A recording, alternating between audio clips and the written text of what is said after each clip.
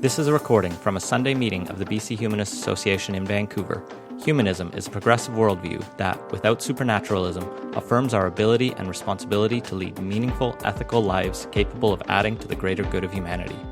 To learn more about humanism and to support our work, visit bchumanist.ca and make sure to follow us on Facebook, Twitter, and Instagram, and be sure to subscribe to the BC Humanist podcast. The opinions expressed in this podcast do not necessarily reflect those of our staff or board of directors. So now it's my pleasure to introduce our speaker for today, Lisa Shapiro, New Narratives in the History of Philosophy. Lisa Shapiro is a professor of philosophy at Simon Fraser University. New Narratives in the History of Philosophy aims to develop new narratives of our philosophical past that centrally include women thinkers and thereby to reconfigure, enrich, and reinvigorate the philosophical canon, focusing on the early modern period, roughly 1560 to 1810. Please welcome Lisa to our meeting today. Thank you. Thanks. Hi there. Thanks so much for having me. So as you'll discover in a second, New Narratives in the History of Philosophy is the name of a research project that I'm the principal investigator on. I'll show you a bit about that in a minute. But I think I'm going to talk about a little piece of that project, the discussions around women's education in the 17th century. But it's fitting, it occurred to me as I was pulling together this presentation last night or yesterday afternoon, that it's somewhat fitting to be presenting to a group that's part of the Humanist Society, because really the 17th century is near the very beginning of the idea of humanism, and some of what I'll be talking about today will maybe give you a kind of sense of the intellectual underpinnings, historical underpinnings of the idea around humanism. So let me start my presentation first with a challenge. Can you name some women philosophers other than me? Sure? Who? Name one. Martha Nussbaum. Yeah, good. Martha Nussbaum's alive and well, though. Well, anyone's at this point, yeah. Hannah Arendt, yeah, another 20th century woman philosopher who's not with us any longer, but middle of the 20th century was when she was doing most of her writing. Any others? Good. George Eliot, yes. She certainly identified herself as a philosopher. Many people know her as a novelist, but she saw her novels as philosophical works. That takes us back to the 19th century, so we're getting a little bit historical. But notice how few names come to mind and how recent most of them are. I expected someone to say Simone de Beauvoir. Usually that's where people stop. And that's not an accident, really. I think the way in which we, if you call to mind an image of a philosopher, it's usually a gray-haired man with a beard wearing a tweed jacket. But this slide is just an array of some names of 17th century women philosophers that I'm guessing you haven't heard of. And this is just from the 17th century, and this is just a subset of women who identified as philosophers or were identified as philosophers in the period. There's some Italian women, Lucrezia Marinella and Moderato Fonte, some French women, Marie de Gournay, Jacqueline Pascal, Madame de Maintenon, Gabrielle Souchon, Jacqueline Arnaud, Anne Dacier, Madeleine de Scudéry, Antoinette Bourguignon, Madame de Sablé, some English women, let me go with the Dutch, Anna Maria van Schoorman, Princess Elizabeth of Bohemia, correspondent of Descartes, sort of Bohemian and Dutch and English and German. Some English women, Margaret Cavendish, Mary Astell, Bathsheba Macon, Damaris Masham, Anne Conway, Aphra Bain, Lady Mary Wortley Montagu. Dorothea Erxleben is German, but really mostly 18th century. Anyway, lots of names, people you've never heard of. That's not because they didn't write things that were interesting. Here's some pictures. There's portraits of some of them. I just picked up a handful. This one, I'm not good with the pointer. This is, I believe, Lucrezia Marinella. That would be Margaret Cavendish and her husband. This is Princess Elizabeth as Diana, Marie de Gournay. We don't know whether the top portrait is actually of Anne Conway, but it's usually taken to be of her, Madame de Maintenon, and Anna Maria von Scorman. That's actually a self-portrait of Anna Maria von Scorman. Those are just the pretty ones.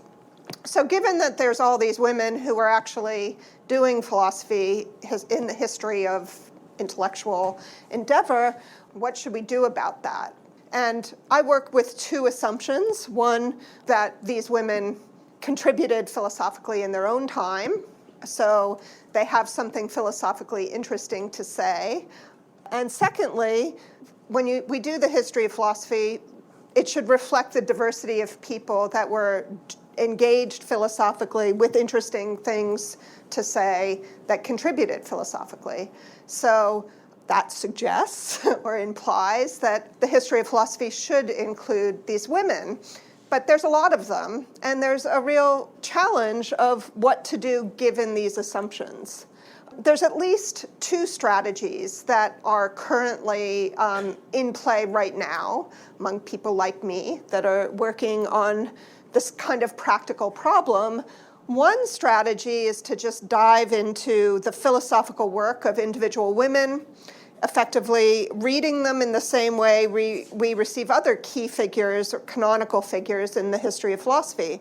So get their works, start reading them carefully, like we read Descartes or Hume or Kant, and develop interpretations of them from their texts. And that's essential to the project.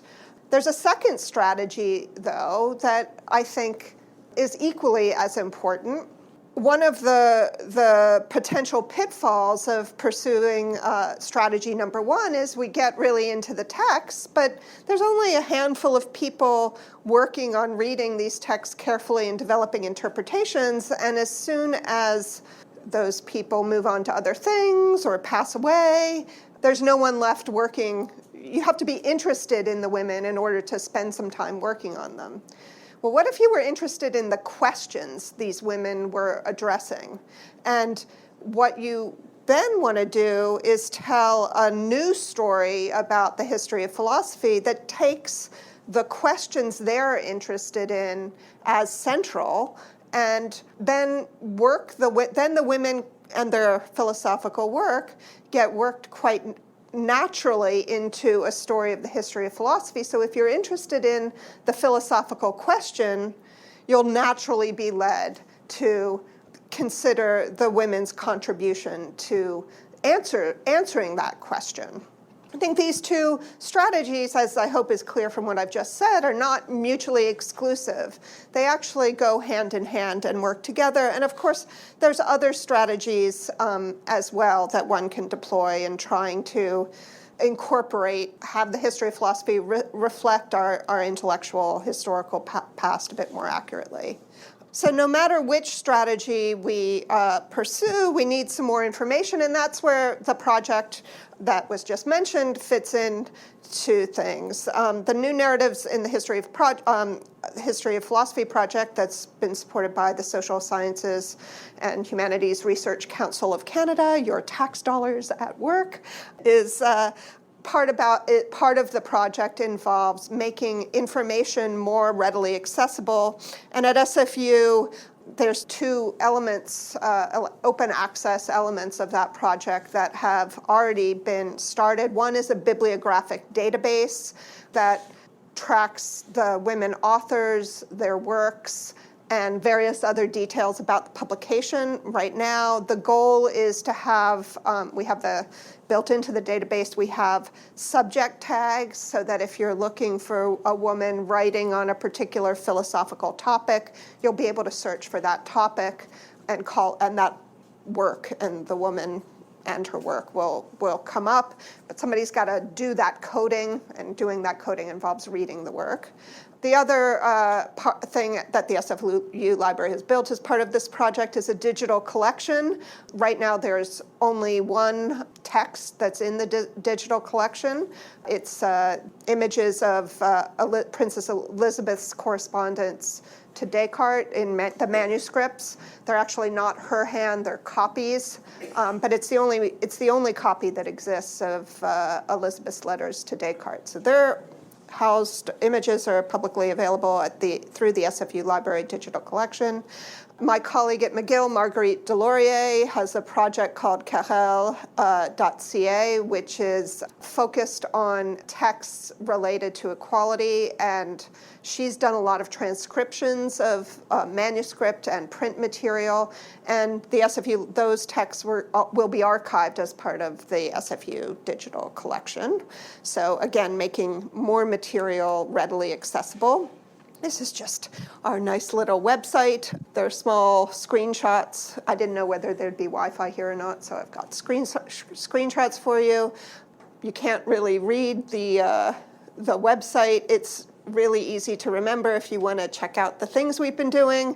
It's newnarrativesinphilosophy.net is the website. That's the bibliography and the digital collection there. But I would be remiss to not mention another project that's part of this group, New Narratives Project, at Duke University in the United States. ProjectVox.org is really engaged in the first strategy, delving into particular women in great detail with a lot of biographical information, contextual information about the texts that they're writing, and some very kind of user-friendly overviews of the philosophical views of these women. And right now, I think they have, these images did not come out as clear as I thought, but they've got pages now for, let's see, let me see if I can remember. Mary Estelle, Margaret Cavendish, Princess Elizabeth of Bohemia just went up last month, I think. Anne Conway, Damaris Masham, and there's one, Émilie du Châtelet, a French, 18th century French woman. So they're taking the strategy of going person by person and making information about that woman very accessible. And I highly recommend it. It's a beautiful website. Lots of images, lots of historical context, and some philosophy too. So it's really well done. This is my colleague. This is the website of querelle.ca that's focused on the McGill-based project. That's focused on texts related to discussions in the 16th and 17th century about equality of the sexes in particular. All right, so I want to talk, though, about the second strategy. So I think the querelle.ca site is focused on the second strategy. What the philosophical question that Marguerite's focused on is, what is equality? What's the basis for claims to equality?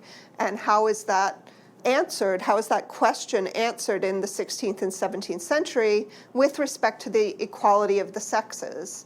As I'll mention in a minute, the idea that men and women are equal is first articulated in the 1600s, in the early 1600s. That the idea that men and women could possibly be equal it doesn't even occur to anyone really until the 1600s. Querelle, in the querelle that this website refers to is the querelle des femmes, or the debate on women, which is basically a debate that starts in the 1400s and goes through to the 1600s, that starts with women are bad, men are good, and then goes to, no, women are good, men are bad, and seesaws back and forth until it occurs to someone that maybe that's not really the right way to go. How they get to that realization, though, is quite interesting. So what I'm interested in is a question about what it is to be a thinking thing, what it is to think, and how that question gets answered through discussions of education. And let me first give you some context here. There's a lot going on around education in the 16th century. At the beginning of the 16th century, the Jesuits in France undertook massive educational reform in French schools. And I've been trying to figure out just what that reform consists in. Everyone says the Jesuits overhauled the university systems, but and the college systems, but no one's very clear on what that amounted to. At the very least, what the Jesuits did was introduce mathematics, algebra, and geometry into the curriculum and had it be the center point of the curriculum. I'm not sure if they changed pedagogy or other things, but they really made mathematics the focal point of the educational curriculum in the schools. But there are interesting repercussions of that. Marie de Gournay, in her essay on the equality of men and women, which is published in 1622, that is, most people think, the first instance of equality being applied to men and women, 1622. It includes a really interesting argument for the equality of men and women that is meant to be a skeptical argument against the claim that men are more intelligent than women by showing that the intelligence of both men and women co-varies with education level. So she compares the French men and the Italian men, and the Italian men are smarter than the French men because they get a better education than the French men. On the other hand, and this is where it's a very kind of complicated scientific argument. On the other hand, the French women are smarter than the Italian women, are more intelligent than the Italian women because the Italian women are cloistered in the home and the French women get to circulate in society, right? So it's not a national difference. It's not a difference in national traits. The difference in the intelligence of the individuals is explained by their difference in education. Anna Maria von Schuurman I didn't check the date on this, I think it's 1634, writes a really interesting and puzzling work, dissertation on the ability of the minds of women to learn and be improved by the study of letters. It's a series of syllogisms, series of deductive arguments that argue that being educated is fitting to a woman. And the arguments are really simple. So, it's meant to convince idiots, basically. But it's also meant to be a demonstration of her own education and her own acumen. So it's how you read it rhetorically is kind of complicated, but it's a series of arguments that women ought to be educated. So we've got a lot of discussion in the early part of the 1600s of the importance of education and the role that education plays, but there's not a lot about what education consists in. And I think Descartes' discourse on method actually is wanting to intervene in that discussion in a very particular way. What does it mean to be educated? What does it mean to learn? The text of Descartes that most people are familiar with is the Meditations on First Philosophy, which is kind of a very difficult text to read. It's metaphysics. The cogito is presented in an extended form there, which takes about 5 pages in the cogito. In the Meditations, to articulate the claim that the nature of the human mind is to think, gets articulated in a paragraph in the Discourse on Method. Discourse on Method was written in French for a lay audience. It's meant to be widely read. And the paragraph that's got the highlighting on there is from the first paragraph of the discourse. And Descartes, it's kind of a funny paragraph. So the first thing to note is the whole title. It's the Discourse on the Method for Rightly Conducting Reason. And for Descartes, he wants to assert, first of all, that the power of judging well and distinguishing the true from the false which is what we properly call good sense or reason, is naturally equal in all men, and consequently that the diversity of our opinions does not arise because some of us are more reasonable than others, but solely because we direct our thoughts along different paths and do not attend to the same things. It's not enough to have a good mind. We all have a good mind. We have to direct our attention, direct our mind in the right way, to apply the mind well. Well, that raises a question, right? What's the right way to direct your mind? What's the right path to follow? What's the right way to conduct your reason? If we've all got the same good faculty of reason that tracks the truth in a way, what's the path to follow to get to the truth? In addressing this question, Descartes also provides a new way of thinking about education, or so I claim. So I think it's hard to articulate what Descartes' after here, but I think, again, this is in the first part of the discourse. If we read the rhetoric of what he takes himself to be doing, I think it comes out what is novel in his view of what a good education consists in. He writes that his own aim in the discourse is to represent his life as if in a picture so that everyone may judge it for himself. And then he continues, my present aim then is not to teach the method which everyone must follow in order to direct his reason correctly, but only to reveal how I have tried to direct my own. One who presumes to give precepts must think himself more skillful than those to whom he gives them, and if he makes the slightest mistake, he may be blamed. But I'm presenting this work only as a history, or if you will, or if you prefer, a fable, in which among certain examples worthy of imitation, you will perhaps also find many others that it would be right not to follow. So here Descartes, there's a kind of refrain in these two paragraphs that the reader is supposed to read what Descartes writes and determine for himself whether it's something worth following. Descartes presenting himself as an example, but not an example just to imitate, rather an example that you're supposed to judge or reflect upon. And in doing that, he's also distinguishing the idea of, remember, what path ought we to direct our thoughts? He wants to distinguish what he's doing from someone who just gives precepts, rules to follow. Here, I'm going to tell you what path to follow. You do this, that, and the other thing. Descartes doesn't want to do that. Instead, he wants to provide a kind of story that people then judge for themselves what to take or leave in the story, to judge what's true about it and what's false about it. This is just some more passages from the discourse that bring out this point a little bit more explicitly.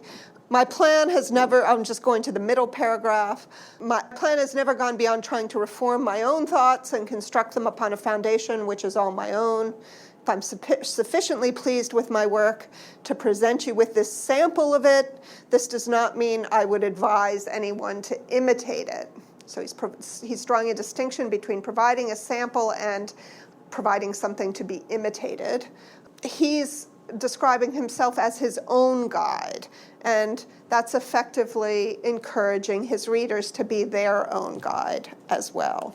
So what comes out of this then is the Descartes of the discourse is that it's important that education not be didactic, that is not the teaching of rules or precepts that must be followed.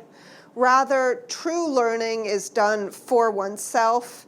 Examples are important, but examples are not simply to be imitated, but rather to be made one's own in some way.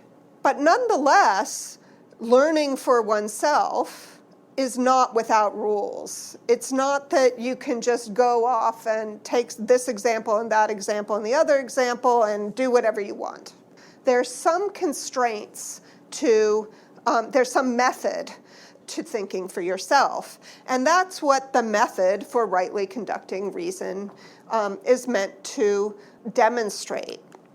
For Descartes, the method for rightly conducting reason, the method that he's setting out as an example for others to follow, is not your typical set of rules. It's not do this, do that, do the other thing. It's hold on, take a step back. Don't accept anything as true without evident knowledge of its truth. So just because someone tells you something is true, that's not a reason to accept it as true. You've got to make sure you understand the reason for its truth. Well, how do you know if you've got the reason for a claim's being true or not? Well, you've got to analyze the claim. What's analyzing the claim? Well, you divide the problem. You divide the claim into parts, into simple parts, as many parts as you need to break it down into its pieces, and then consider each of those parts and whether they're true or not. Once you've broken down the problem, the claim, into its distinct parts that you can analyze individually, then you try to figure out how those parts connect together with each other and follow your thoughts in an orderly manner from simple to more complex. So you've broken it down into your claim down into parts. Then you try to rebuild it so that you get your first claim back, but you've got to make sure the parts are in proper relation to one another. And this method only works if you're complete in enumerating the parts. So if you leave something out, you're going to not have a good claim to the truth. So it's a very systematic method, but it's not a bunch of rules, really. It's not a set of positive rules. It's a problem-solving technique. It's more of a technique than it is a positive, assertoric claim to the truth. Descartes' discourse had a very far-reaching impact. It was written in French for a wide audience. Lots and lots of people read it. The Meditations was written in Latin, and people in universities read it. And it was revolutionary. It had a huge impact too, but the discourse on the method had an impact in the vernacular to people who weren't in universities. The first person who I want to talk about in terms of Descartes' impact is François Poulain de la Barre, a French theologian who then converted to Protestantism and then fled to Geneva. And anyway, not much is known about his life. He wrote three major works that are all connected to each other. The first work on the equality of the two sexes, clearly influenced by Marie de Gournay's work on the equality of men and women. That argues that the single greatest prejudice that we all have to disabuse ourselves of is that men and women are not equal, do not have equal natures. And he's actually, and he puts forward the claim that the mind has no sex. That's a direct quote from him.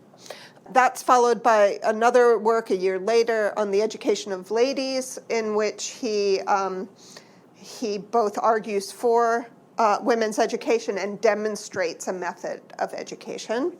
And then there's this very puzzling on the excellence of men against the equality of the sexes, which some people have read as taking back the conclusions of the first two works, but that's actually not the title suggests that.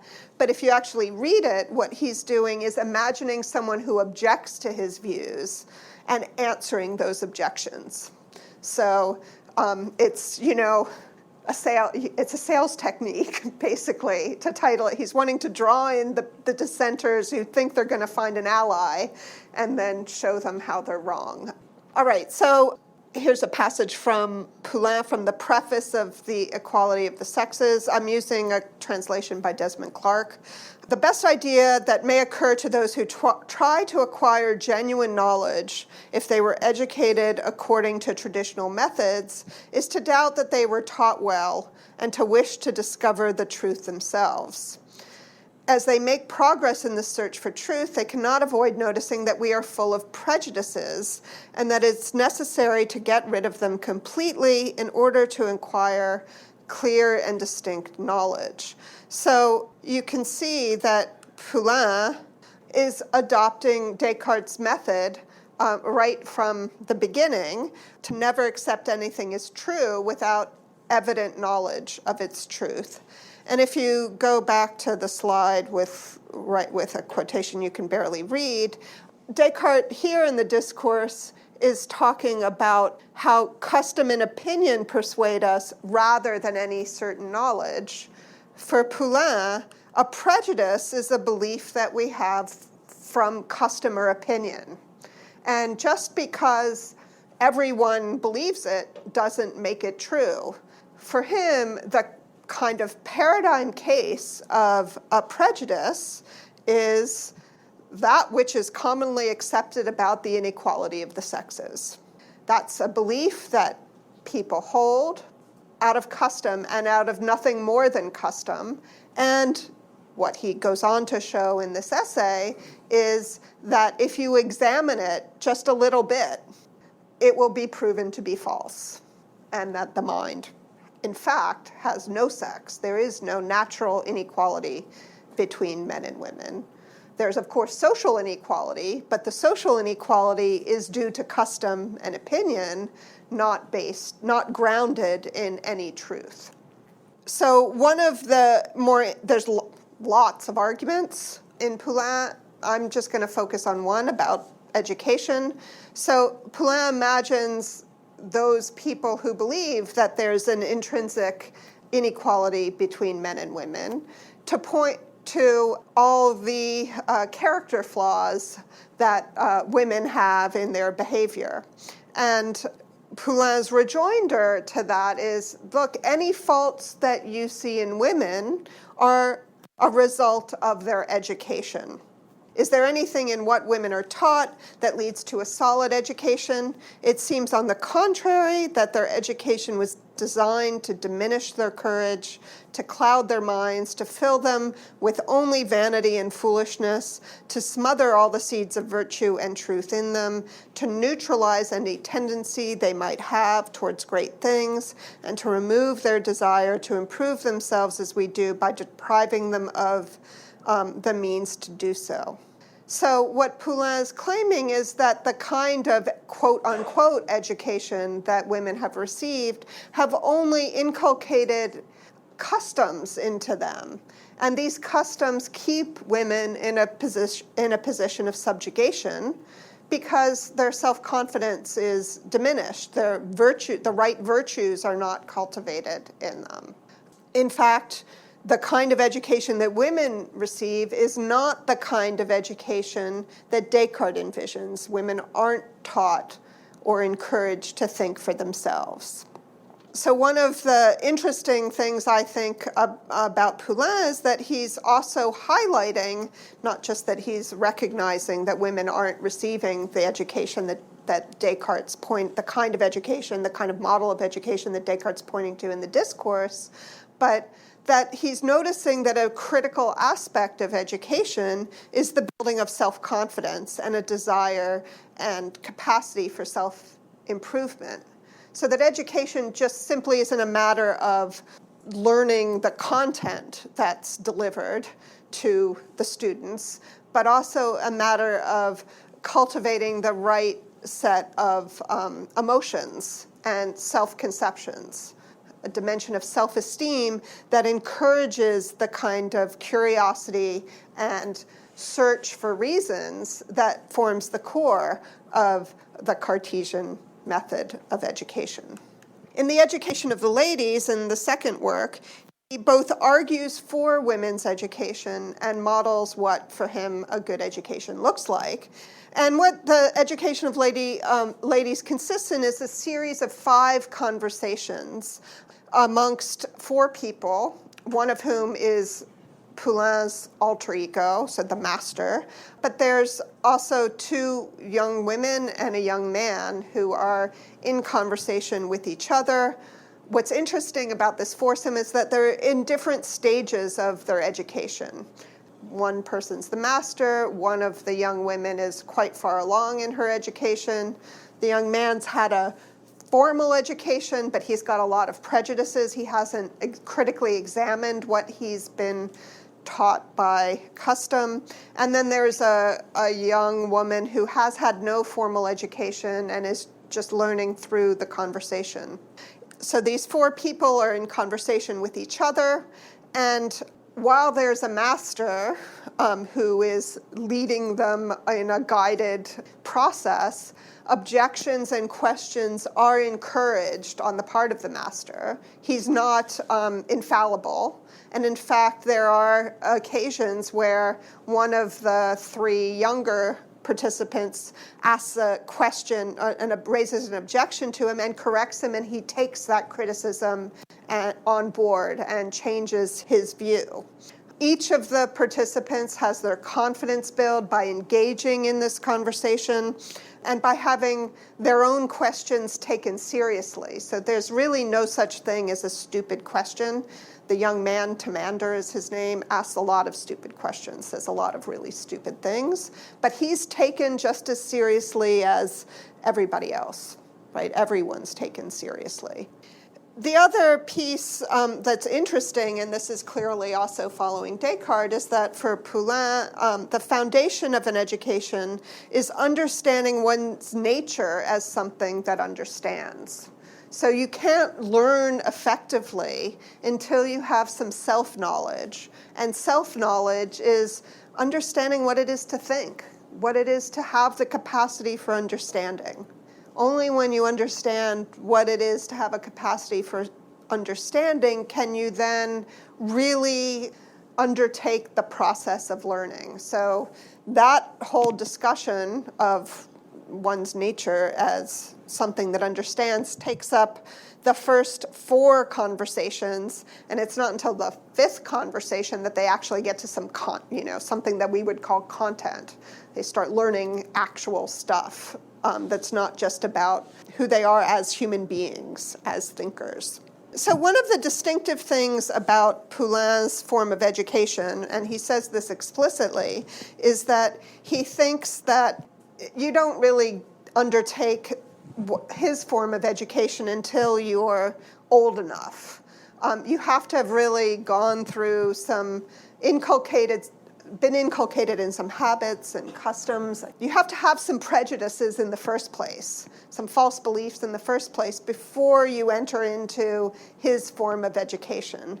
But you might think, well, that's not really the best thing, because that has an unfortunate consequence of subjugating, keeping women in particular in a kind of subjugated state, because they'd never get taught anything but how to dress up as girls.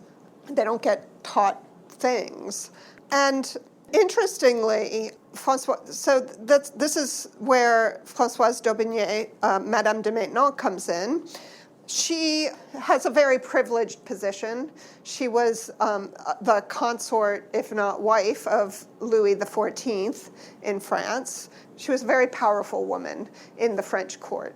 She had a lot of influence, political influence. One of the things she did from her position is found a school for girls at Saint-Cyr that was for girls whose fathers whose fathers were military officers, but who had died in war. So these girls had no father to support the family. They were in some sense without means. She created a home for them in this school, and the school was there to teach these girls. So if you're thinking in terms of class privilege, there's certainly some class privilege. These aren't the poor girls who are getting an education. They're solidly upper middle class girls, but they're not the most privileged young women. Their fathers are dead in battle because there had been war raging across Europe in the 17th century. The school fascinates me, and I'm trying to find out more about it. So one of the basic principles of the school was that it had live-in teachers who had a job. The faculty were also all women who were taught how to teach, who were told in no uncertain terms that there was no such thing as a bad student question. So that any student who asked for a reason was entitled to get a reason for why. If they asked a why question, a reason needed to be given as to why they were doing what they were doing. So reason giving was at the heart of the school curriculum. You can't, these are young girls, young children always ask why, and you can't. The teachers were not permitted to say, because I told you so, right? That was off limits. What we have are, because she was so powerful and so central a figure, we have a lot of records of the school. I've only looked at some of them, but here's the other thing that was super interesting about the school curriculum was entirely of dialogues. Conversations is really more, they're not just two people, they're conversations. And from there were different, she understood child development, so there were different dialogues for different stages of the education. There were color-coded years of stages of education and different dialogues for each color. The older girls helped the younger girls learn, so there was cross-year support as well.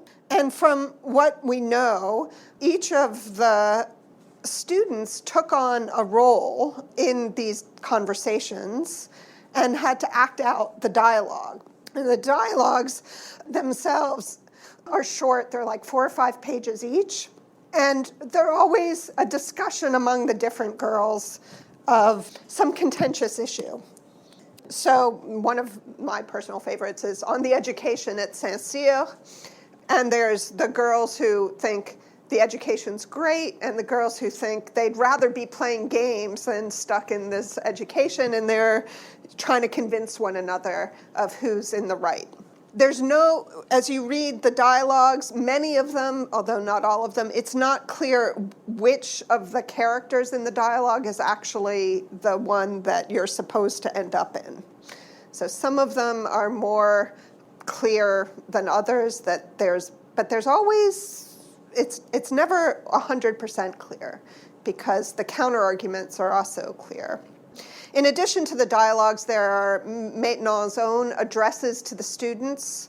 It's hard to know how to read those because they're engineered to achieve a certain aim, and sometimes what she says in her addresses to students contradicts what she says in her addresses to the faculty. So she tells the teachers one thing and she tells the students another. Which one are you supposed to take to be the real view? That's a problem. So there's lots of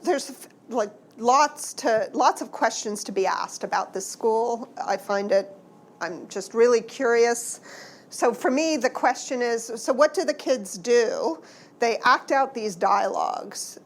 What do they do after they act out the dialogues? Is there a conversation about how their attitude to the role? Do they agree with the role that they're playing or disagree with it? Is there a discussion about what the import of the dialogue is? These are questions I have that I need to still try to find answers to. I'm not even sure how I would find answers to those questions. But it seems to me that there's two central challenges that the school's trying to address. One is that it's aiming to teach children to give reasons for their beliefs, right? So the dialogues are illustrating, modeling reason-giving practices.